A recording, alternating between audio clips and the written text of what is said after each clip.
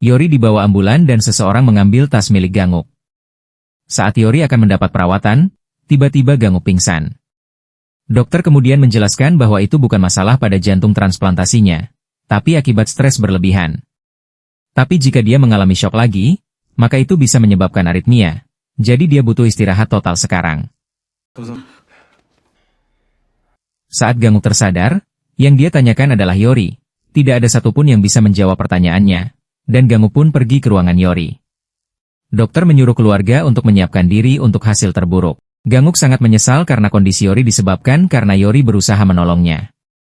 Dan walaupun keluarga Ogyehi tidak menyukai Yori, tapi mereka khawatir dengan Yori.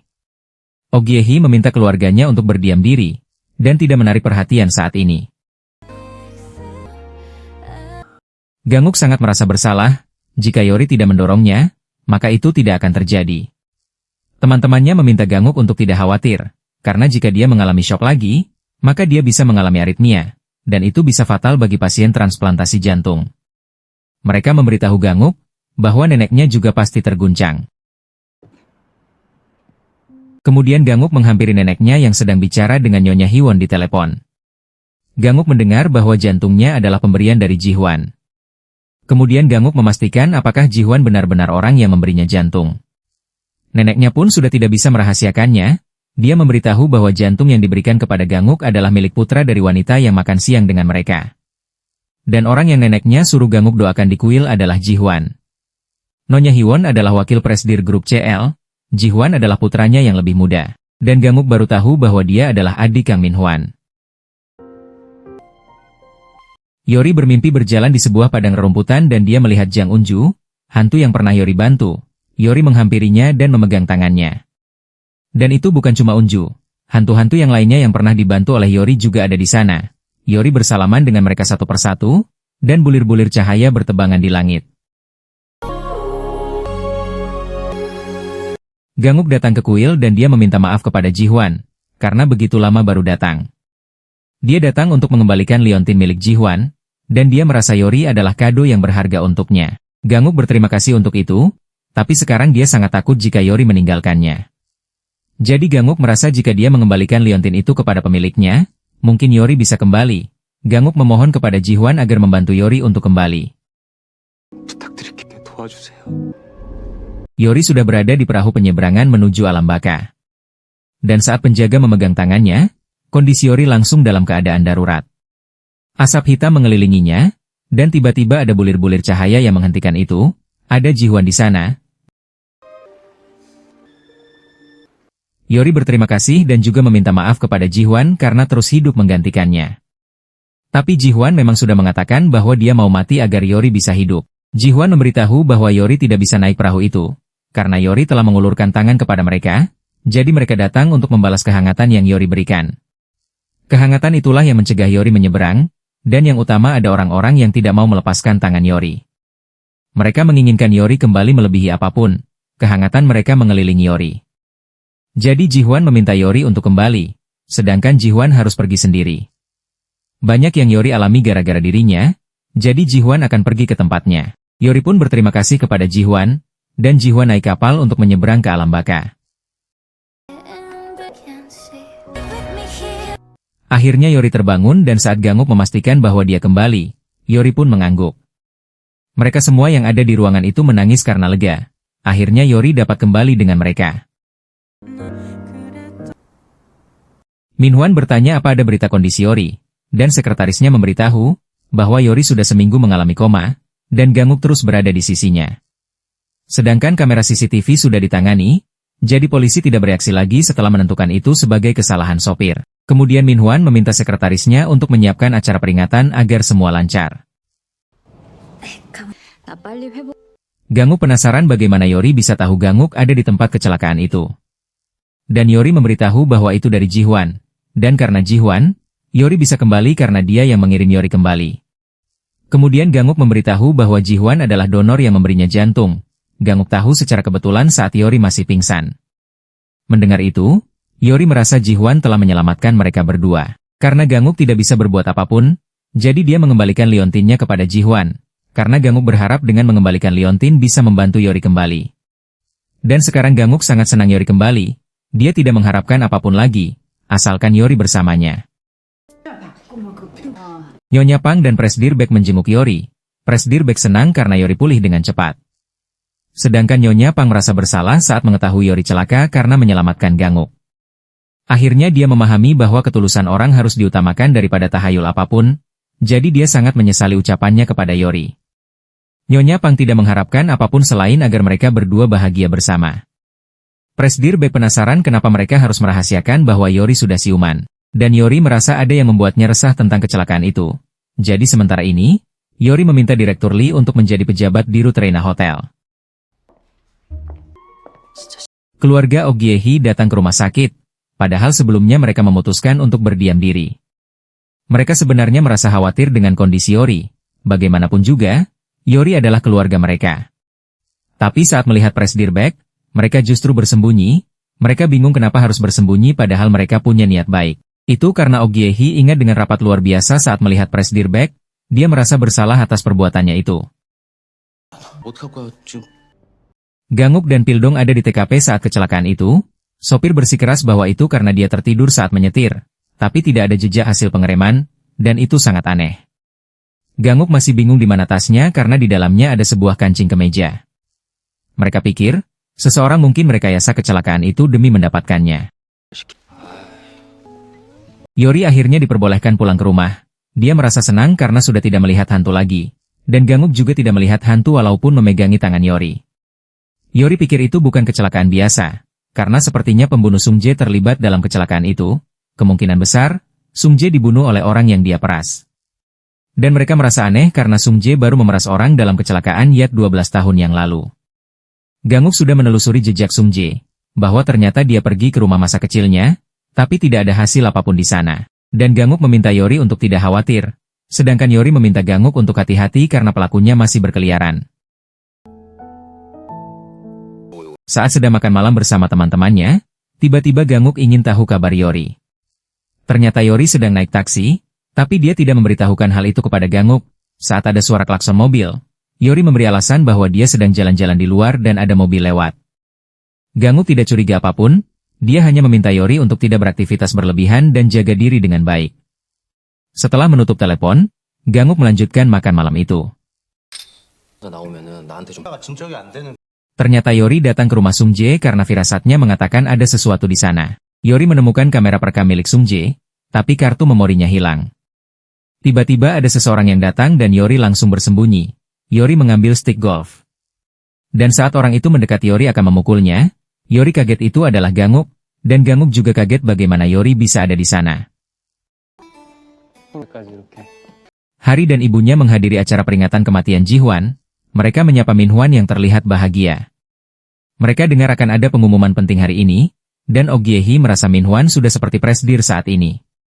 Kemudian Oh Gye-hee juga memperkenalkan Hari kepada Nyonya Hiwon. Upacara peringatan ke-12 untuk mendiang Kang Ji-hwan pun dimulai. Min-hwan memberikan pidatonya, dan dia mengingat tentang adiknya yang semasa hidupnya dulu. Ji-hwan bukan hanya seorang adik, melainkan seperti kakak dan juga teman yang baik.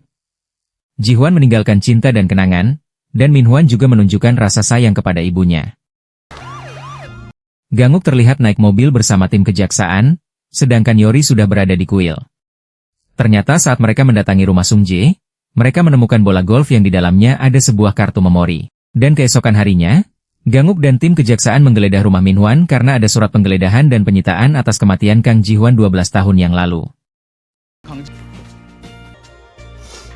Kemudian Nyonya Hiwon memberikan pidatonya, dan dalam kesempatan itu dia ingin memberi pengumuman penting tentang kepemimpinan grup CL. Bahwa demi masa depan jangka panjang grup CL, maka mereka akan menjadikan pemimpin muda untuk melakukan visi baru yang berbeda. Dan saat Nyonya Hiwon akan mengumumkan penerus baru itu, tiba-tiba Yori menghentikan itu. Yori meminta Nyonya Hiwon untuk melihat sesuatu, karena dia menemukan video yang Ji-hwan tinggalkan sebelum tewas. Mereka yang hadir kaget karena mengira Yori masih koma. Min-hwan panik, tapi ibunya tetap ingin melihat rekaman video itu. Dan mereka semua syok saat melihat Min-hwan melepaskan tangan Ji-hwan dan tenggelam ke laut. Ibunya kemudian menyuruh sekretarisnya untuk membawa tamu keluar dari aula karena upacara peringatan sudah selesai. Nyonya Hiwon tidak percaya dengan apa yang baru dia lihat, Dan Minhwan langsung mengatakan bahwa itu tidak benar. Kemudian Yori memberitahu bahwa Sung Jae yang merekam itu. Ibunya akan memastikan keaslian video itu, dan Minhwan merasa ibunya selalu tidak mempercayainya dan lebih percaya dengan Yori. Padahal ibunya hanya butuh konfirmasi, tapi Minhwan membahas masa lalu bahwa ibunya selalu mempercayai Ji-hwan dan tidak percaya kepada Minhwan. Dan Minhwan akan membuktikan kebenarannya itu. Kemudian Yori mendatangi Minhwan. Dia tidak percaya Minhwan tega melakukan itu kepada Ji-hwan. Tapi Minhwan merasa muak mendengar nama Ji-hwan, karena hidupnya selalu berada dalam bayangan orang lain. Tertinggal, kehilangan segalanya, mendambakan, jadi Minhwan tidak mau apapun direnggut lagi, perusahaannya, ibunya dan juga Yori. Dan Yori akhirnya tahu alasan dibalik itu, dengan membunuh Sung Jae dan merekayasa kecelakaan truk, semua perbuatan itu tidak bisa dibenarkan. Yori pikir Minhwan sangat tega, padahal Ji-hwan selalu percaya kepada kakaknya, tapi itu sama sekali tidak berarti bagi Minhwan. Ganguk dan tim kejaksaan datang untuk menangkap Minhwan atas pembunuhan Sung Jae. Ganguk memberitahu bahwa polisi menemukan semua bukti yang relevan. Mereka menemukan kamera yang berupa bukti pembunuhan Sung Jae. Minhwan tidak bisa mengelak lagi karena wajahnya terlihat jelas pada rekaman, dan polisi membawanya pergi. Dengan cepat penangkapan Minhwan itu masuk berita, bahwa Minhwan ditangkap atas pembunuhan Park Sung Jae. Sedangkan Oh Gye-hee mendapat kejutan, karena kantornya didatangi tim kejaksaan yang dipimpin So Hyun. Ada surat penggeledahan dan penyitaan di kantor Oh Gye-hee dan juga kantor Dong Jun. Oh Gye-hee sangat marah karena mereka menemukan berangkasnya, dan dia tidak membiarkan mereka membuka berangkasnya. Dia ingin memastikan dulu apakah berangkas termasuk barang yang boleh disita, dan saat dia akan membaca isi dokumen penyitaan, Oh Gye-hee merasa tidak bisa melihat, dan tiba-tiba dia pingsan. 1 tahun kemudian, Hari bekerja sebagai resepsionis di Hotel Reina. Sedangkan Oh Gye-hee dipenjara karena kelalaian dan penggelapan dana. Tapi ibunya meminta anak-anaknya untuk menjaga sikap di depan Yori, karena Yori akan kesulitan mengurus perusahaan sebesar itu. Dan jika sikap mereka bagus, mungkin saja Yori akan memberi mereka peluang untuk mengurus salah satu anak perusahaan. Karena mereka adalah kerabat Yori, dan pada akhirnya semua orang akan lebih memilih kerabat, jadi mereka harus jaga sikap dan loyal kepada Yori yang akan menjadi presdir. Yori menunggu Ganguk di taman, ternyata Ganguk dimutasi, dan saat Yori mengunjungi anak perusahaannya di kota lain, dia mencari waktu untuk dapat bertemu dengan Ganguk. Ganguk sangat terkejut saat diberitahu Yori datang, karena Yori tidak memberitahukan hal itu sebelumnya, dan Yori merasa itu pertama kalinya dia memberikan kejutan kepada Ganguk.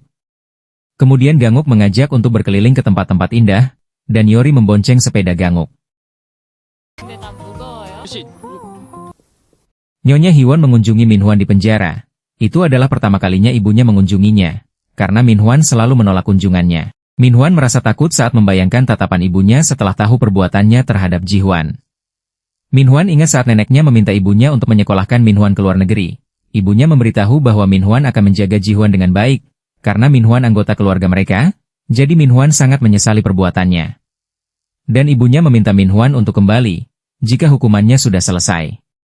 Jika Minhwan tidak punya tempat tujuan lainnya, maka ibunya akan menyambutnya pulang kapanpun itu. Mendengar itu Minhwan pun menangis karena tahu bahwa ibunya berhati lembut. Akhirnya Ganguk kembali bekerja di Seoul, dia sekarang menjabat sebagai wakil ketua jaksa. Semua pemimpin di sana sudah diganti, dan Ganguk dipilih sendiri oleh jaksa agung yang baru. Pak Nam sangat iri dengan Ganguk karena dia tidak memiliki koneksi yang bagus. Dan Ganguk merasa tidak berbuat apapun, dia hanya bekerja keras dan mengikuti aturan. Saat masuk ke kantornya, teman-temannya terlihat mengabaikan Ganguk, tapi sebenarnya mereka sudah menyiapkan kejutan atas kembalinya Ganguk. Mereka sangat senang karena Ganguk kembali dengan naik jabatan sebagai wakil ketua jaksa, dan dia kembali dengan naik jabatan sebelum masa 2 tahunnya habis. Saat sedang berjalan bersama stafnya, tiba-tiba ada anak kecil yang menabraknya. Dan tidak seperti sebelumnya, sekarang Yori membantunya berdiri. Dia tidak takut menyentuh tangan bocah itu. Nenek Yori berdiri di depan untuk mengumumkan pelantikan presdir grup Reina. Walaupun mengalami beberapa masa yang sulit, tapi grup Reina tetap mempertahankan di posisi puncak. Dan kini mereka akan melakukan lompatan evolusioner, karena mereka butuh seorang pemimpin baru. Seseorang yang memiliki sentuhan dan wawasan, serta terbukti sebagai pemimpin tangguh yang mampu bertindak saat dibutuhkan. Dan Nyonya Beck menunjuk Dirut Yori sebagai presdir baru grup Reina. Dan mereka memberi tepuk tangan untuk penunjukan Yori sebagai presdir baru grup Reina itu. Mereka berjalan di Aula Siena, dan salah satu keinginan Yori telah terwujud. Itu adalah berjalan sambil menggandeng orang yang dia sukai. Masa depan yang Yori dambakan itu sudah menjadi kenyataan.